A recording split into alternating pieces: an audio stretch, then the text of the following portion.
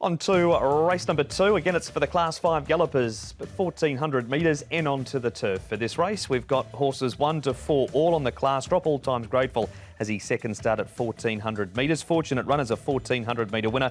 Class 4 of it, only one of 3 horses in the field that have won. Little General's on the 4-day backup. 7 Bella Baby has the hood on. 9 Joy Master wears a visor for the first time. Blazing Partners had a laceration to his right hind leg after the last start. Treasure Chest comes back in trip and has drawn to lead, and Royal Chocolate's a newcomer to the Tony Millard stable.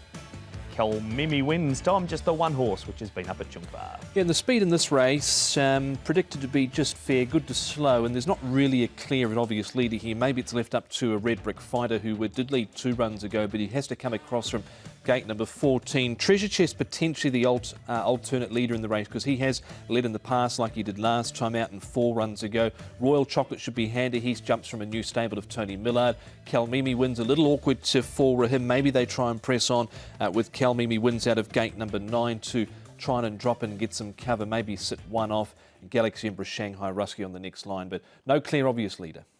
First of all, look at is Galaxy Emperor and hits him on the inside. I think he's been pretty disappointing on the race course, but he comes now here back to Sha Tin, and his better runs have been in Sha Tin. He's in the blue saddlecloth. Thought he was going nicely in his work. This horse is another of the downgraders.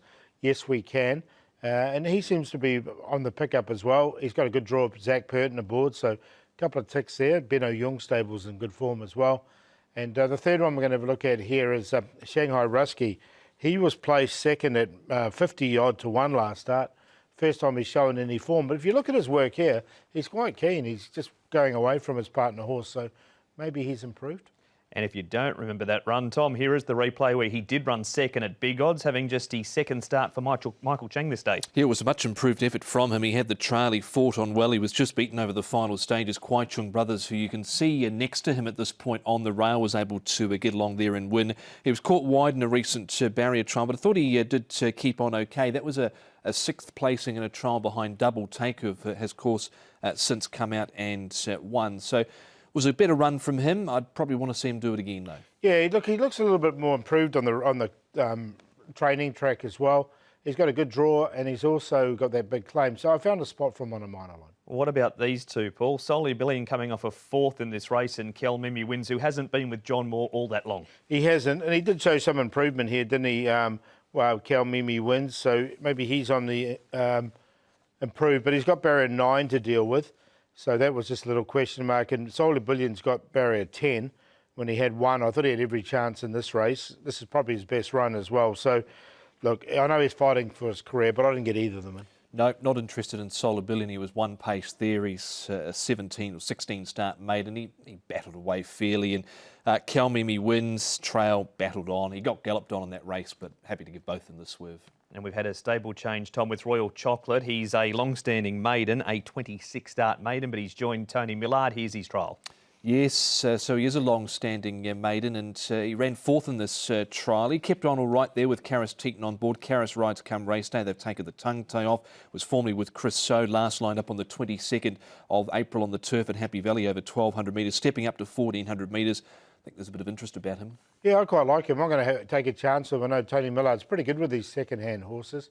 So he has run second off a rating of 52 before, so he is capable. Where's he amongst the top 4, Paul? I'm going to put him on top because I think he'll come up a decent price. So just put an each-way tag on him there. So Royal Chocolate, Treasure Chest from the front. Yes, we can. The downgrader and improver. And we'll give Shanghai Rusky a chance here as well to improve once again after that second. So 12, 11, 2, 8. But happy to go each way. The 12, what price is he at the moment? 22 to 1. Yeah, I'm going to take a chance with him as well, breaking my rule of long-standing maidens. But look, he does have some. He's shown something in the past. Has Royal Chocolate, so I've gone with him at 23s and 6.9. Bit of a throw at the stumps. Treasure Chest, the Quinella horse, All Times Grateful. Now he's dropping in grade here for Dennership. He boxed on midfield fairly last time out, beaten 5 1/4 behind Superb Daddy. But go back a few runs in the form line. He ran a 2.5 length third behind Victory in Hand at Happy Valley back in December. So dropping in grade here, I think he's interesting. And Red Brick Fighter, he's another long-standing maiden and on a minor line. 12, 11, 3, 13. So it's all about Royal Chocolate at better than 20 to 1 at the moment. Speaking of long-standing maidens, Lady First lines up in race number 3. We'll see if Tom's found a spot for him up next.